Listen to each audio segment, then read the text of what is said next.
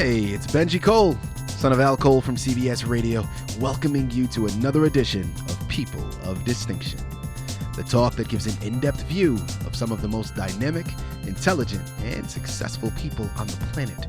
Run to our website, peopleofdistinction.org, for more info, or you can email me directly at benji@alcoleenterprises.com. And on the line with us today, we have Reverend Dr. Bonnie Ring. We'll be discussing her book, Women Who Knew Jesus, available at Amazon and Barnes & Noble. But if you guys want to get everything that Bonnie has to offer, listen, do yourself a favor. You have to go to Amazon and Barnes & Noble to purchase the books, but go directly to her personal websites, okay? Now, there's two of them that I'm going to list off for you. First is author BonnieRing.com. The second is WomenWhoKnewJesus.com. At both of these sites, you'll be able to find information on the book, as well as find more information on Dr. Bonnie Ring herself, okay? So go there, find out everything that she has to offer. You surely will not be disappointed. And I will say, Bonnie was brought to People of Distinction today by some of the best movers in the business. UR Link Print and Media Publishing. If you have a book that you'd like moved, well, move it through UR Link. You can find them at urlinkpublishing.com. And guys, it is an absolute pleasure and such a delight to have Dr. Bonnie Ring here on the line with us, because her book we're going to be discussing today, Women Who Knew Jesus. Listen, right off the bat, from the title, it's pretty straightforward. You know what we're going to be discussing today. And really, if for nothing else, the education that we're going to receive is going to be second to none. Speaking for myself, I don't come from a religious background. I've always viewed myself as a very spiritual person, not so much religious. But I've always been curious to learn more about Jesus and learn more about the people around him. And listen, a lot of times when we even think of Jesus and the people around him, who do we always think of? We think of his disciples, right? And listen, the women don't get talked about nearly enough. And it's going to be refreshing to have this take here on the line with us. And listen, Reverend Dr. Bonnie Ring is the expert on the matter. So without further ado, let's bring her on with us. Bonnie, first and foremost, thank you so much for being a guest with us today on People of Distinction. How are you? I'm good. Thank you. Thank you for inviting me. Absolutely. Well, listen, we are very much looking forward to this. And like I said, the education that we're going to receive, we're looking forward to it. Listen, before we jump into the book, let's hold off slightly. Tell our listening audience a little bit about yourself. I was born and raised in Manhattan in New York City, and that very much influenced who I became because of its culture, because of its multidiversity. And when I was 14, my Dalton High School class went to a Roman Catholic convent, and as I knelt down, I felt like I was home. And I didn't understand it. I didn't remember that I'd been taken to church as a little girl by the housekeeper that was a Roman Catholic in our household. And that changed. It changed so much about my life and my priorities. When I went to Vassar, I did some field work on the Lower East Side, and I suddenly became aware of poverty and discrimination and gang life. And unfortunately, when Black Power was coined in 1962, all my civil rights activities suddenly stopped, and I had to find a new career. And that career centered on people, on how they developed, on how they worked together collaboratively, on team building and organizational change, community change. And I finished a master's and doctorate in adult education. And the first real job I was offered was after having designed the counseling service at UC Santa Cruz. I was invited to be one of the counselors. And I had all the credentials to be a psychologist, but I had never really been the name I could put on myself. Mm-hmm. And that was a very significant experience. It made me aware of how communities are affected by the people who are in them. And I was very lucky when I went into private practice. I was invited to be the first on-air psychologist in the San Francisco Bay Area. I had the Dr. Bonnie Ring show. And it was when I was 46 that I finally said yes to God and went to seminary. And it was in my first seminary class that I was asked to write a meditation on 5 saints from the first 500 years. And I simply asked, is it okay if I do all women? And you know what I was told? Well, sure, Bonnie, but I'm not sure you could find 5 women that would qualify. That set me on a feminist challenge. And those 5 women were part of the women that knew Jesus. That gives you a whole history that gets you from beginning to end.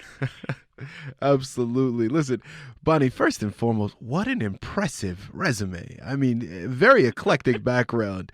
And your journey is so impressive. Thank you very much for sharing. Now, listen, let's jump right into the book, Women Who Knew Jesus. Tell us a little bit about it. Jesus interacted with women in ways that were totally unlike the men of the first century. He was not afraid to address them. He did not worry about the fact that they weren't supposed to talk to men outside of their family. And so the book covers the first woman he healed, which was his first healing experience. It was Peter's mother-in-law, all the way to the women who followed him to the cross. And it looks at each and every woman that he interacted with that are described in the 4 Gospels. Listen, going off of that, we know what inspired you to embark upon this journey and learn about these women. Of course, as you were talking about when you were comprising the knowledge for, I think it was a seminar that you were giving. So we know why you were inspired and you felt compelled to learn it for yourself.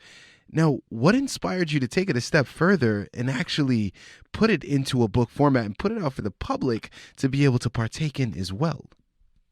25 years of leading retreats for the first 23 years on 6 women who knew Jesus that started before I graduated from seminary, when a group from Piedmont Community Church asked me to lead a retreat, and I suggested the women who knew Jesus. And after 23 years, a group said to me, please do another retreat with us. Perhaps you can do some of the other women. And I went, I've always wanted to study the rest of the women, but I never did. So I spent a year looking at the rest of the women that Jesus interacted with. And I did that retreat, and it was in the middle of that retreat. I was standing up. By then I was in my 60s. And I said, I can't keep doing this for the rest of my life. I need to write this up as a book so that women everywhere could learn about the women who knew Jesus. And that's what started the book. What a great segue. Following off of that, why was it important for you to make sure that people knew about the women who knew Jesus? Well, their interactions with Jesus reveal so much about what he was really like as a human being. Mm-hmm. And it reveals the treatment that he had towards the underclass. I mean, the status of women is a lot better today than it was 2,100 years ago. But, women are still struggling to be recognized. We had a president who yesterday or this morning called Kamala Harris a monster. Mm-hmm. I mean, that's sexism at its worst. Absolutely. And I think that for women to see that even in the day of Jesus, there were women who were recognizable for their courage, their strength, their faith, and their independence. And so what I want is for these women to be role models for women of today, far better role models than the disciples were, the men. It's such a great point that you bring up, Bonnie, and I'm really glad you went there, right? Because this is one thing, and as I've stated when we first started the interview, listen, I'm not a religious person. I've always considered myself more spiritual, and the reason my biggest disagreement with religion as a construct is the way, if you look through history, religion has always been utilized as a way to control people, right? It's a man-made construct that has been utilized to shape and control societies and communities. That has always been my biggest thing against it. the irony is that Jesus didn't want to control anybody. Mm-hmm. What he wanted was to set us free to be all that we could be. Absolutely. And a great point that I'm kind of delineating from what you're talking about, and it really makes me think about is, listen, you read all of these stories in the Old Testament, and again, I'm not an expert, but I have read some of them, and so many men in the Bible, right, in the Old Testament, I mean, they have their behavior that they utilize, listen, their behavior that they act on every single day. I mean, they have multiple wives, the infidelity, all of these things are talked about within the Bible. Cruelty, absolutely. And it's always referred to, and it's something that is just accepted because they're men, right? Because that's just what they do. And I think that is so important for you to bring up and so profound for us. Listen, guys, let's not gloss over this, right? You bring up a great point. And listen, we're not going to get political. This is not my platform for it. I have my political views, and we can talk about that off the line, Bonnie. But you bring up your comment about the president and his comments about Kamala Harris. But listen, before he was even elected, one of the most profound statements that we've probably heard any president ever say was his whole, grab them by, what, comment, right? Yes. And objectifying women in that way, and how people just kind of disregarded it as, oh, that's just locker room talk. No, this is not okay. That is the problem with this perception that the society has. That is not accepted behavior. That is not okay behavior, right? And I'm so glad that you took it there. And listen, my follow-up question into that, and I think I can assume where you're going to go, but I don't want to make the assumption for you. I want to give you the opportunity to talk to our listening audience. We know why you wanted to put it in the book, and really why you wanted to put it out there for the public. Why do you feel that this is so important to really specifically talk about just the women that knew Jesus, and really how profound do you think that will be for the women on a whole in today's society? Well, I think women's empowerment is more of an issue today than at any time in history. Mm-hmm. And if I can provide role models for women that go back 2,100 years and show them that courage and stamina and assertiveness and empowerment are women's characteristics, and that they're important for achieving your goals and getting what you want. I mean, each of these women, not all of them, but all of them wanted something from Jesus. They wanted healing, they wanted acceptance, they wanted status. Mm-hmm. And I think that by using these women as examples, it sets before the whole culture as well as the church an appreciation for women's possibilities that is really important. Absolutely. And listen, just that point, when we're talking about women empowerment, guys, just that point alone will let you know, listen, this is not a book specifically for religious readers. Now, of course, it can be applied and enjoyed more so by people that have that religious background and are interested already in that. But even bigger than that, this is all about women empowerment. So even if you're not someone that, is particularly fond of religion or has any interest in that, you'll be able to really take something from this book. Yes. And that is so fantastic. The last chapter lists each of the women in the book and invites the reader to name which ones spoke to them most completely. And then invites them to think about what that encourages them to become themselves. There you go. There you go.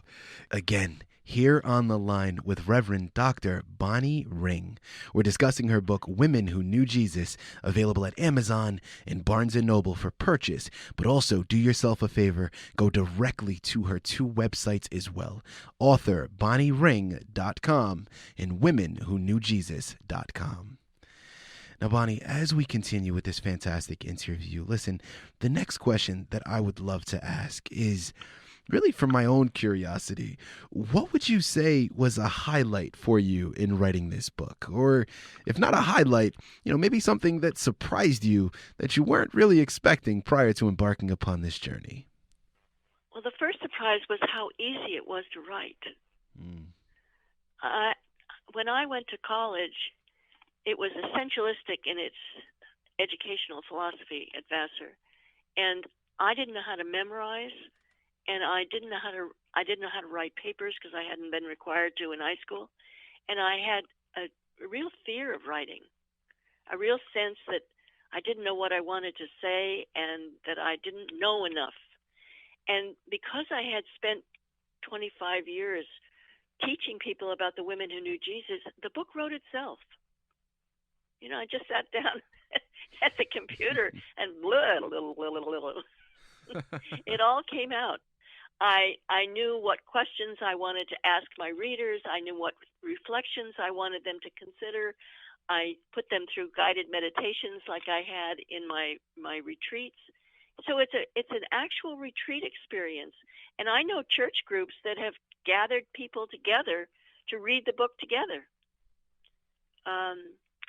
The second thing that was a surprise to me was, and this relates to one of your later questions too, but my dissertation in 1972 was on recognizing your similarity to others in encounter groups. And really, the purpose of this book is to recognize your similarity to the women who knew Jesus. Mm-hmm. So, that was 1972. This is 2020. 50 years later, I'm still doing the same thing, except using a different mode and a medium. And what I want is for people to grow. As a therapist, I don't want to work with people who want to stay stuck. I want to work with people who want to make their lives better. Absolutely. Fantastic. And listen, you already started to go into it, but I'm going to put the question out there to see if there's anything else you would like to add. What are you hoping that people do with this book, Bonnie?